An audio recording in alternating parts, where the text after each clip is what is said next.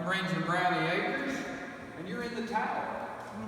And this tower was built in the 50s to commemorate this gentleman right up here, Mr. Stephen C. Foster, Stephen Collins Foster, born on, how American can this be, born on the 4th of July, 1824, I believe, Gerald. 1826. It passed away January 13th, which was a Saturday, not a Friday, because I checked, okay? January 13th, 1864, age of 37 years old. Shone brightly and snuffed out too soon. Stephen Foster is generally recognized as the father of American popular music and popular American culture, which are related, but they're different, but they're related.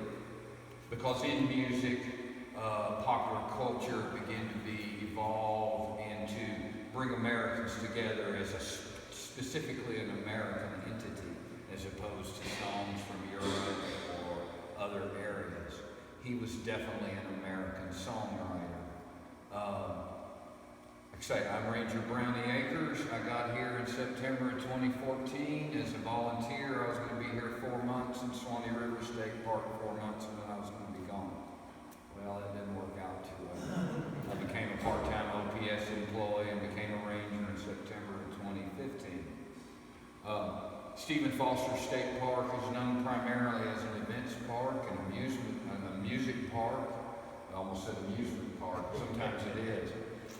We have lots of events here, lots of things going on, and as you investigate Stephen Foster, you'll see that we're coming up to our big show, which is the Folk Fest and Memorial Day weekend.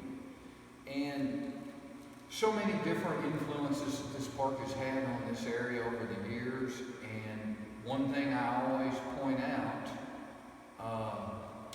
for really the incredible aspect of the reason that you folks are here, the reason I'm here as a ranger, the reason... This is Gerald Stevens, by the way. Mr. Gerald is a player here, a local in town, and has agreed to help me play a little backup guitar and help us with this.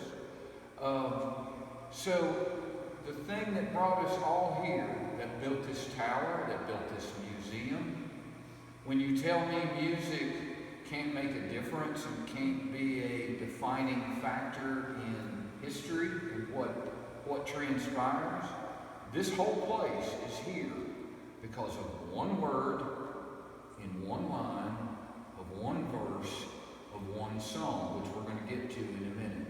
And by all rights, we could be singing way down on the PD River or way down on the Yazoo River.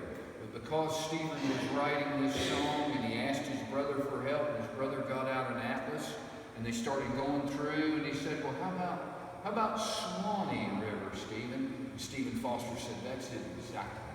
So he changed it from Sewanee to Swanee River to the 2 syllables.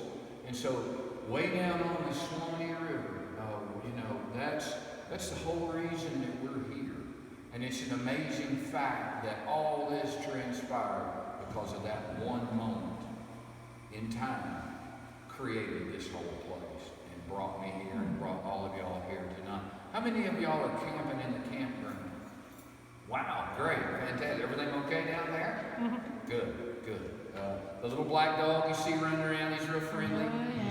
Okay, everybody's so nice to him, he's a local dog, and he just comes in because he loves people, and I think he kind of gets ignored at home. So Stephen Foster, age 37, when he passed away, he fell and cut his head, got an infection, and died 3 days later. He died with 38 cents of Confederate script in his pocket.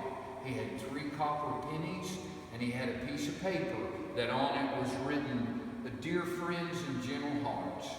And they thought that was the start of another song or poem. Stephen's songwriting was so prolific, it's just amazing. Well over 430 published compositions, and he wrote all kinds of tunes. But what I want to press upon you today with Stephen was the feelings behind his songs and why he was so important. Stephen was America's first professional songwriter. He could have made a fortune playing music, but he hung his hat on being a songwriter. That's what he wanted to do. He also was the first million seller of any type of music. He sold 1 million copies. But you have to think about this. This is before radio and phonographs, any kind of TV, anything like that. So there was a technological advance that allowed him to even do this. And somebody asked me this question and told me the answer. I was clueless. I couldn't figure it out. Anybody have any idea why he was so successful as a songwriter in his age? Was paper production and printing capabilities. Because back then you didn't buy a record and go home and listen to it. You bought a songbook and you went to the family parlor and you got on the piano or a similar instrument and you played music and you played it yourself. So he sold 1 million songbooks. He wrote many different types of songs, the Southern dialect songs, which we all know so well. He wrote parlor ballads. He wrote hymns. He wrote wartime songs. But Stephen's popularity began to wane at the end of his life, as music does. So many different styles come and go.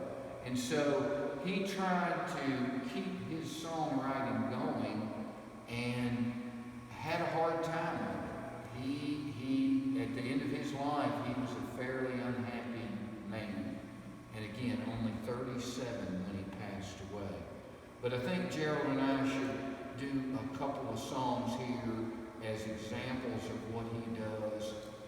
And the other thing that he did that was so important was he culturally took other influences from other cultures and brought them into songwriting. And so this melting pot that we call America, he did the exact same thing with his songwriting. He was able to assimilate and incorporate all these great American ideals, ideas of home and missing the old home place, and the sensitivity that he brought to songwriting was something that you didn't see so much of, the nostalgia for your old home place. And because as Americans were moving west and migrating, he brought that, and that family thought to songwriting was so well accepted at that point. And particularly the African American influence that he saw in his music, the fiddle, but he did much more than African American influences. He was influenced by European music, by classical composers, by fiddlers, and what we now term old time or fiddle music. And so here's the first song